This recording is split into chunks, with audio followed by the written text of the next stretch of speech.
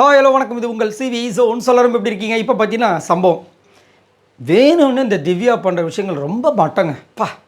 அதாவது முதுகில் குத்துறது நான் பார்த்துருக்கேன். இந்த மாதிரி கேவலமாக ஒரு கேமை விளாண்டு நான் பார்த்ததே கிடையாது. இந்த மாதிரி ஆட்கள்லாம் வந்துட்டு எப்படி தான் வந்து இவங்களுக்குலாம் சப்போர்ட் பண்ண சத்தியமாக எனக்கு புரியல.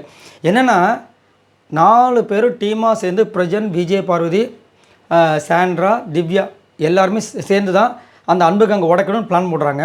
அப்போ அவங்க எல்லோரும் சேர்ந்து தான் பிளான் பண்ணுறாங்க. இதில் ஒன்று ஸ்ட்ராங்கான ஒன்று, நியூட்ரல் ஒன்றுன்னு பேசுகிறாங்க. இது எல்லாமே திவ்யாவுக்கு தெரியும். ஆனால் இங்கே வந்துட்டு அவங்க ஒரு பாயிண்ட் எடுத்து வைக்கிறாங்க. ஓப்பன் நாமினேஷன் எல்லாமே நடந்துச்சுங்க. அப்போ தான் நான் வந்து அரோரா சொன்னேன்னு. இது ஓப்பன் நாமினேஷன்ற விஷயங்கள் எல்லாருக்குமே தெரியும். எல்லாருமே அப்படி தான் பண்ணாங்கன்னு சொன்னோன்னே யார் யார் பண்ணாங்கன்னு சொல்லுங்கள் அப்படின்போது சாண்ட்ராவை சொல்ல முடியாது, ஏன்னா ஜட்ஜ் ஆகிட்டாங்க.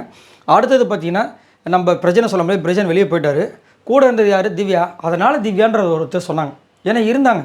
இவங்க என்ன பண்ணுறாங்க, நான் வெளியில் இருக்கும்போது இந்த கேஸில் எங்கே நம்மளோட ஹெல்ப் வந்துச்சுன்னா விஜய் பார்வதி வின் பண்ணிவிடுமோன்ற காரணத்துக்காக, இல்லை நான் விஜய் சேதுபதி சார் கிட்டே சொல்லிட்டேன், நான் எனக்கு தெரியாதுன்னு சொல்லிட்டேன். நீங்கள் அங்கே வந்து விஜய் சேதுபதி அவர்களை ஏமாற்றலாம், எங்களை ஏமாற்ற முடியுமா? நீங்கள் பேசுறதானே நாங்கள் தான் கேமராவில் ஃபுல்லாக பார்த்துட்டுமேம்மா. இப்படி வசமாக சிக்கிட்டு இப்படி வந்து பச்சையாக போய் சொல்கிறீங்களம்மா, இது நல்லாவே இருக்குது. அதுவும் வந்துட்டு திவ்யாவுக்கு தெரியும்னு ஒரு வார்த்தை சொன்னாங்க, அவ்வளோதான். அதுக்கப்புறம் எதுவுமே பேசலை. பிக் பாஸ் தெரியுன்னு வந்துட்டு ஒரு கேப் விட்றாரு, 10 நிமிஷம் இடைவெளி அப்படின்னு. இந்த 10 நிமிஷத்தில் என்ன பண்ணுறாங்க, வெளியே வந்து கத்துறாங்க. என் பேர் என்னை கேட்க எப்படி நீங்கள் யூஸ் பண்ணலாம் அப்படின்றாங்க. ஏம்மா அன்றைக்கி யார் யார் இருந்தாங்க நம்ம டிஸ்கஸ் பண்ண தானே சொன்னேன், கொஞ்சம் இருமா, நாங்கள் வேறு பிரச்சனையில் இருக்கோம், நான் பாயிண்ட்ஸ் தான் நோட் பண்ணுன்றாங்க. அதெல்லாம் இல்லை, இப்போ பேசு, ஏன்னா அந்த 10 நிமிஷம் இதுலேயே போயிடணுமா. புரியுதுங்களா என்ன மேட்டுன்னு?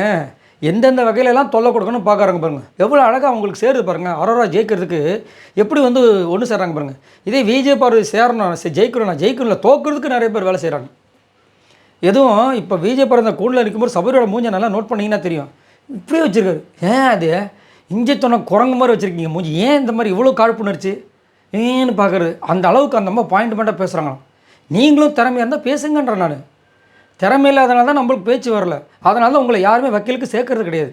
காமெடியான வழக்குக்கு மட்டும் உங்களை வக்கீலை சேர்க்குறாங்க. யாரோ ஒருத்தங்க சீரியஸான ஒரு வழக்குக்கு இது வரைக்கும் இவரை சேர்க்குறாங்களா? நல்லா யோசிச்சு பாருங்கள். சேர்க்க மாட்டாங்க, ஏன்னா காமெடி ஆக்கிடுறாரு. இதில் இவர் மூஞ்சி இப்படி வச்சுக்கிறாரு. என்ன இது பழக்கம் ஒன்று சொல்கிறதுக்கு. இதை பற்றி உங்களோட கருத்துக்களை சொல்லுங்கள். திவ்யா வந்து வேணுட்டுமே ஒரு பிளானை போட்டு விஜய் பார்வதி கவுக்கிறதுக்குன்னாவே, அதுவும் வந்துட்டு இவரை டென்ஷன் பண்ணு சொல்லிட்டு அங்கே வந்து அவ்வளோ பிரச்சனைகள் தேவையில்லாது.